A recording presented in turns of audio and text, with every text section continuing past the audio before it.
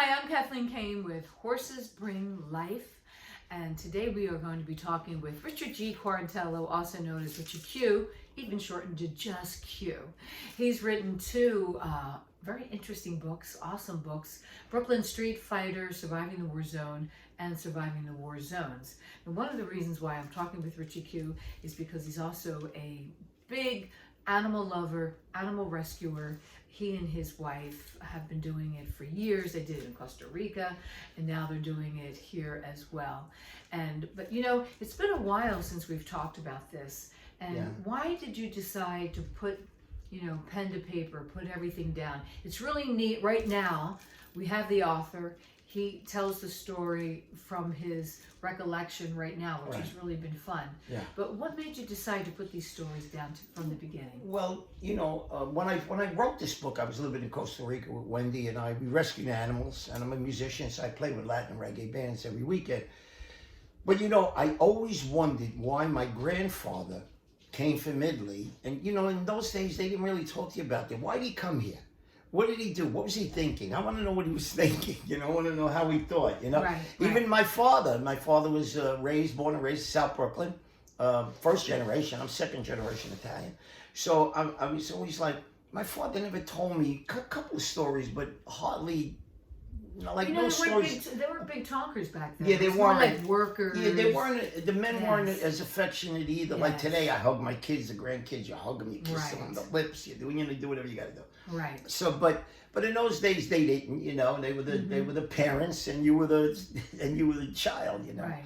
So, so I decided to write this for my children. Not that they didn't know a lot of the stories. I heard them from me or my friends that through the years. But I just said, let me put it on this way. Even my grandchildren, if they want to know Papa Richie, and they may never know me at this age. There's a couple, three of them is really young.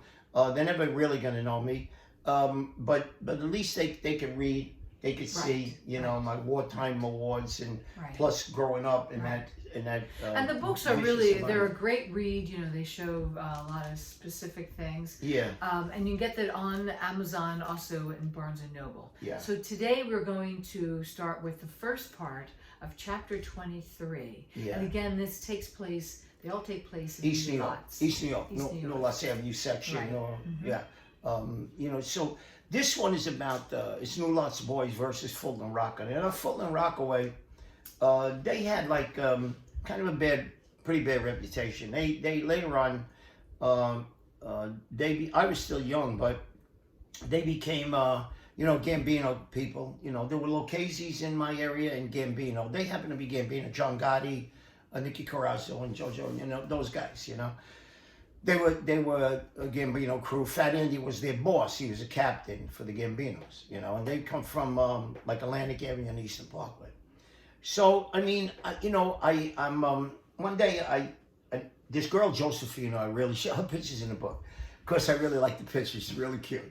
So I asked her out. I take her out, and then I invited to my house one day. She had a little Italian Fiat car. Mm-hmm. She comes to the house. That must have been fun. Yeah, it was fun. Yeah. So she comes to the house. It was 1963. So she comes to the house, and we go in my basement. I put on some music, and we're sitting, we're talking. So you're 17, 18. 18, yeah, 18, going on 18. Right. So we're talking, and she's really nice. I mean, beautiful face and eyes. Just a beautiful girl, very thin, just really, really nice. So my mother calls me and says, you got a call, you got a telephone call, So I go upstairs, I'm in the basement, I go upstairs, I take the call, it's Mike McGrain.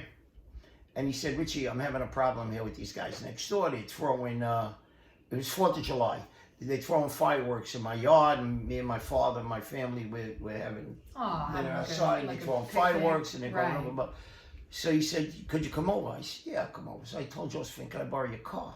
So I borrow a car. I go over there. I park the car. Little Fiat, yeah. So I borrow the car. I go there, and I park the car. And there's Mick's father. He was standing outside. He had a baseball bat. The Mick had a pitchfork, and they hand me a machete. Wow. Right next door. There was a lot in between, but so it was not next door, but it was a lot in between. Mm-hmm. there's 9 guys on the porch outside. They're all standing around. And they got kids there and things like this. So I'm looking. They're not saying nothing. Mikey and his father are not saying nothing. So I'm like, all right, me and my idiot that I am. So I walk close to them. I kind of walk halfway, and I go like this. Listen, there's 9 of you. What are you doing? What are you doing? What would you like to do? There's 9 of you. There's only 3 of us. 2 young punks and an old man. I said, you guys, they were in their 20s, 30s, kind of thing. They had kids. I mean, Right. yeah. So I don't know what they, what they thought of us, like we're kids. So they're looking, and I think it was Nicky picks up his son. He walks up to me, close to me, and he goes, "You're gonna need more than Cucho to get you out." And now Cucho was a nut job in my neighborhood, who was a real screwball, bad character. All right. So I said, "Listen, I don't need Cucho. I don't need nobody. Put down the child," and I put down a machete, and I said, "Listen, me and you do it. He couldn't fight me. I'm 18 by now, 17, 18. I'm knocking out everybody. You're not gonna fight me." And so he thought better. So he turns around with his child and he walks back to the crowd. Right. 2 Cadillacs pull up. Uh-oh. Yeah, and they 2 Cadillacs pull up, and 8 guys get out of the 2 Cadillacs. I knew you were going to say that. So now they got how many guys? They got 9 and 8 and 6. He said 18 guys. And I'm like, so I go and I walk like 10 feet from them. I go, you got 18 guys now. What are you gonna do now with us punks?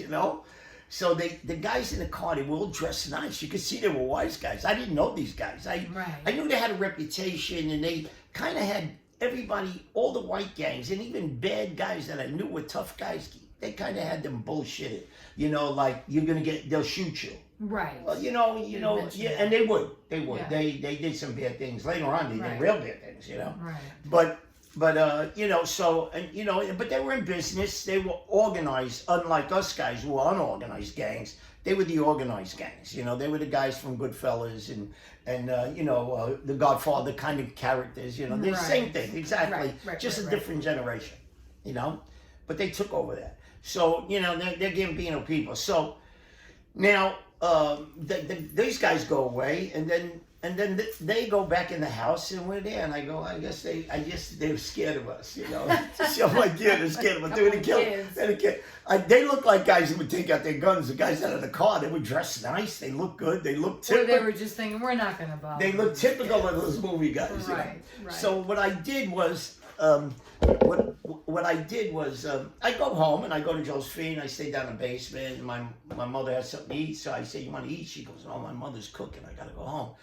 So she goes home, and later on for dinner, when I went upstairs for dinner, my father, my brother's there, my mother, we're having dinner. There's a knock on the door, and my father looks out. My father answers it. He comes back into the kitchen. I go, "What's wrong?" He goes, "What are you doing with that nut job out there?" I said, "What nut job?" He said, "Anthony, his name is Tony, we call him." Right. He goes, "Nut job?" I said, "You mean Cucho?" He goes, "Yeah, that guy's nuts. You know that, he's nuts, I said, "Yeah, I know." So I go outside and I said, "What do you want?" So he goes, "Listen, those guys, you had a problem with those guys, so they don't want to talk to you. Come to North 70 at 8 o'clock. Oh, boy. They want to talk to you." So I said, "Yeah, 8 o'clock. I'm my naive stupidity, So, I had more balls than brains, that's for sure. Most of us did. Mm-hmm. So I'm like, okay. So 8 o'clock comes, I go up to New Lots Avenue, there's 2 cars full of guys. So they said, you get in the car, we want to talk to you, blah, blah, blah, blah. And again, stupid, I don't know why. But I get in the car, one of the older guys, Bush. Now, were you thinking anything about this getting I was thinking, I was nervous. I'm not saying I wasn't nervous or afraid. They had a reputation, I mean, these guys. But you like that excitement. I like it, yeah. So, but I'm not going to be threatened. I'm not going to, I'm not, listen, sooner or later, it's going to be my demise like everybody else. So sooner than later, I really don't give a shit. Okay. So, about those things. Right. Am I afraid? Yeah, I guess I'm afraid. Okay, so you get in the car. I'm gonna get beat up. So I get in the car. Bush, one of the older guys in my neighborhood, says she's not going alone. He gets in the other car. So they drive us up to Atlantic Avenue, and Eastern Parkway. Now, that was Broadway Junction. It had an overpass over Atlantic Avenue. So you had to go over the overpass, make a U-turn on Eastern Parkway, come down to the overpass. Now, there's this stone wall. On this side of the street, there was these two-story attached brick buildings, you know, with stoops. They all had stoops, you know. Right. So they walk me down. Kucho walks me down. He goes, "Don't worry about it. I'm here to watch out for you." You know. I said, "Cool." And you still don't know why they want you. I know what I want me, and they want to talk to me, but I didn't know what didn't know what they were going to do. That's what I mean. Yeah. You know, I figured it was about that fight, that argument, whatever it was. So I go down, and there's 8 guys sitting on the stoop, and Nicky gets up and he says, "Listen, we had that confrontation with you this afternoon." He said, "You can't do that." I said, "Can't do what?" He said, "You can't do that. It'd be dangerous for you." I said, "Listen, you're gonna make it dangerous for me? How? How are you gonna make it dangerous for me? How about me and you go around the corner?" You know. So his friend Lenny Marie goes, "You're a wise guy. You touch me again, I'm gonna knock you out. How about the 2 of you go around the corner with me?" You know. So they're looking at me. There's 2 of them. There's 2 of them, but there's 8 of them there. I know, but they're not going to take 2 around. But me, I'm like, yeah, I'll do some damage. I'll get my ass kicked, but I'm not naive, you know. So, but I'll do damage. These guys, believe me, you know. So all of a sudden, a car comes around here. Car comes around the corner, and 6 of my friends, Big Davey, Ralphie Basso, these are tough guys. They get out, my friends. They get out of the car. Now Nicky and them are going, "Look, we're not going to hurt the kid, you know. Blah, blah, blah. You know, they're backpedaling like crazy." Andy goes, Fat Andy, their boss goes, "What are these kids for? No, let's get them off the corner." Big Davey goes, "Shut up, you fat F you." You know, and that was it. That was it. So, you know, they said, "No, we're not going to hurt them," but this is how they are. When they got they still had the odds. They had a couple of more guys than we did, but they're not stupid. If they don't got guns, they're gonna get killed. Right, you know. Right. And they know it. They know we're the toughest kids in the neighborhood. Even though they were older and they had reputations, nobody was tougher than us. I mean, we worked in it all day. We worked in the boys' club, you know. Right. So now we go back. Now let's stop it there. Yeah. This is in 2 parts, right? Yes, in 2 parts. But let me go to this part a little bit. Okay, all right. All right. So we go back to New Lots Avenue. Right. And we're walking along the avenue now. You know, it's 2 parts. So yeah, that's why I figured this would be a good time to stop. Okay, we are in chapter 23.